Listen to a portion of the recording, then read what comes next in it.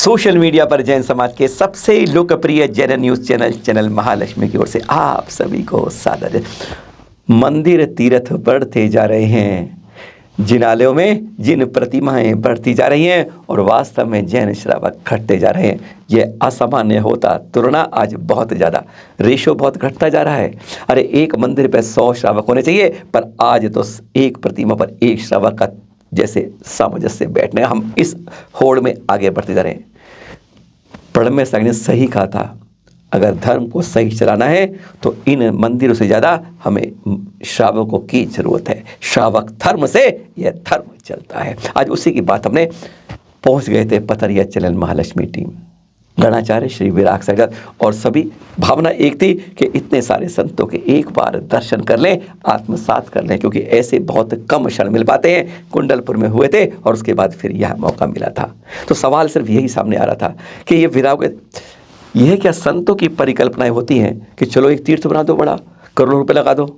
तो यही मन में कौतूहल था चैनल महालक्ष्मी के कि यह गणाचार्य विराग सागर जी की कल्पना होगी कि मुझे इतना बड़ा तीर्थ बनाना है, इतनी बड़ी प्रतिमाएं लगानी है। कहते हैं कमल पर इतनी बड़ी, शायद धर्मनाथ जी की इस समय कमल के ऊपर पूरे विश्व की सबसे बड़ी प्रतिमा यहीं पर विराजमान है। बड़ा अनोखा तीर्थ है, उसके बारे में आप सब जानते हैं। पर यहाँ पथरिया वही कर्म भूमि है, आचार्य श्री विराग सागर जी की जन्मस्थली है। तो यहाँ पर ये विरागोदय तीर्थ की परिकल्पना कहाँ गई? जब हम जा रहे थे ना, तो रोड के बिल्कुल सटा हुआ बना हुआ है ये, साथ में रेल लाइन होती है, खड़ खड़ खड़ खड़ खड़ खड़ आवाज़ आती रहती है उसके तीर्थ पर जब जाते हैं, यानी बिल्कुल दोनों के पास था। यह होना भी चाहिए। तो हमने सीधा सीधा सपाट रूप से, क्योंकि हम कभी भी किसी से भी बोलते स्पष्ट जरूर है और जो मन में होता है वह सवाल जरूर, ऐसे ही आचार्य श्री से कर लिया कि गुरुवर आप बताइए, यह कल्पना विरागोदय तीर्थ की आई कहाँ से थी? आखिर कारण क्या है? क्यों आपने यह तीर्थ बनवाया? आजकल सुना है कि हर संत अपना अपना जैसे धाम बनाते आ रहे हैं। तो उन्होंने क्या बताया? श्रावकों की देन को किस तरह, बड़े खास बात है, दाम जैसे पर तीर्थ बनना है, दाम 10-12 गुना चल गए। और फिर आचार्य ने क्या गजब की कलाकारी दिखाई, दाम को कैसे जाए, बड़े गजब की बात है। जरा सुनिए हमारे सवाल पर उन्होंने कैसे बताया कि विरागोदय तीर्थ की परिकल्पना कैसे साकार हुई।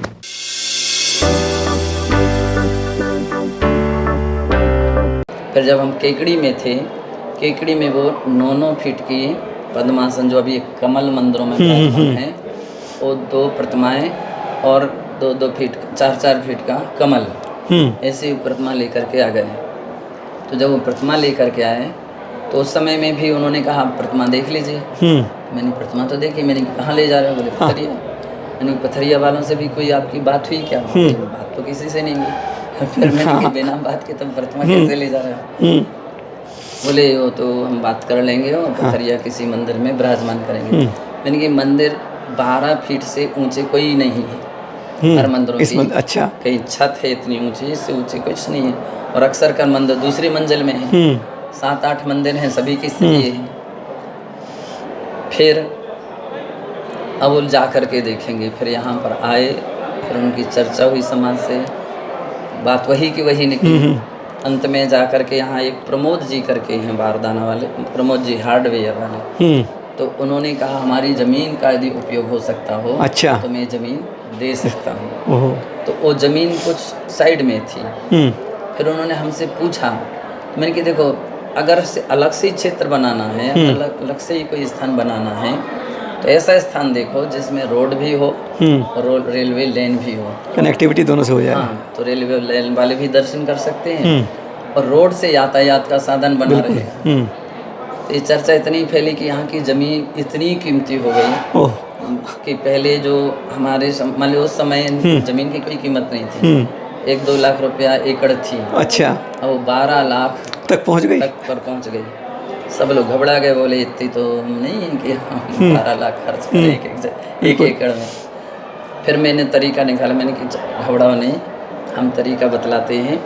एक जंगल में एक ज़मीन है बेहड़, कोई काम की नहीं थी। यहाँ से बहुत से लोगों ने कहा, एक हमारे अग्रवाल हैं दूसरी समाज के हैं, उन्होंने भी कि हमारी ज़मीन का यूज कर लीजिए।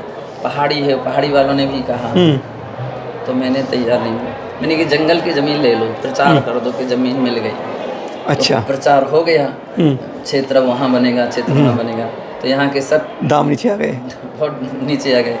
4 लाख एकड़ में आ गए, 4-5 लाख के एकड़ में आ गए। तो एक सज्जन ने कहा कि हमसे किसी ने पूछा ही नहीं।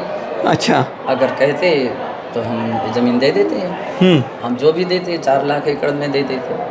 हमने सही बोल रहे, उन्होंने कहा सही। हमने तथास्तु। अच्छा, भैया ले लो अब तो। अच्छा, इस तरह ये विरागवती तीर्थ की शुरुआत हो गई यहाँ पर। ये शिखर जी के बारे में कुछ दिन पहले बताया था चैनल महालक्ष्मी ने।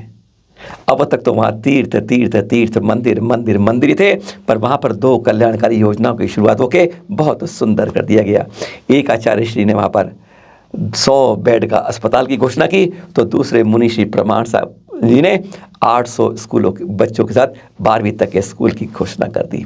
यह है तरीके। इसी लिए हमने यहाँ पर भी आने के बाद गणाचार्य विराग सागर से सवाल कर लिया। हमने कहा केवल तीर्थ ही रहेगा विरागवती तीर्थ, क्या यहाँ पे कोई लोक कल्याण की योजनाएं, जैसे यहाँ पर स्कूल हो, औषधालय हो, क्या इनको सोचा है? क्योंकि कहते हैं उस बाग के फूल ज़्यादा सुरक्षित रहते हैं जहाँ पर और भी तरह की क्यारियाँ और तरह के भी फूल लगा दिए जाए। कहते हैं वह फिर पौधे फूलते रहते हैं जब साथ में और भी फूलों बगिया बन जाए। यही सवाल हमने पूछा गुरुवर से, उन्होंने क्या क्या बताया। सचमुच यहाँ भी कुछ है योजनाएं, जरा सुनिए आप भी।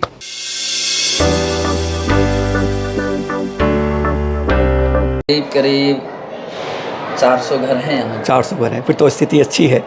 अब इसके अलावा कुछ और योजना भी है इस तीर्थ के अलावा यहाँ बनाने के आसपास कोई कल्याण योजना है? इसके लिए हम लोगों की मूल भावना ये थी कि तीर्थ क्षेत्र भी रहे, लेकिन इसके साथ साथ लोक कल्याणकारी भी कार्य हों।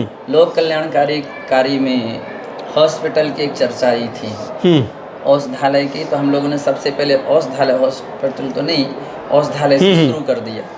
दूसरी चर्चा ये है एक स्कूल की, धार्मिक और अच्छे हिसाब का स्कूल होना चाहिए। तो हमारे संघ के महाराज लोग इस विषय में, माता जी लोग इस विषय में अग्रणी हैं, तो उन्होंने भावना प्रस्तुत की कि ये अवसर मुझे दिया जाए। अच्छा। किसी ने कहा मुझे हॉस्पिटल बनाने का अवसर दिया जाए, किसी ने कहा मुझे स्कूल बनाने का अवसर दिया जाए। तो मैंने कहा आप अपने हिसाब से सेटिंग करो, बैठ करके बात करो समाज के लोगों के बीच में। मतलब तीर्थ के साथ हमारा लोक कल्याणी काम चलेगा, मतलब उससे हमारी स्थिति अच्छी रहेगी, मतलब ये पहचान बहुत है, ये ऐसा होना चाहिए।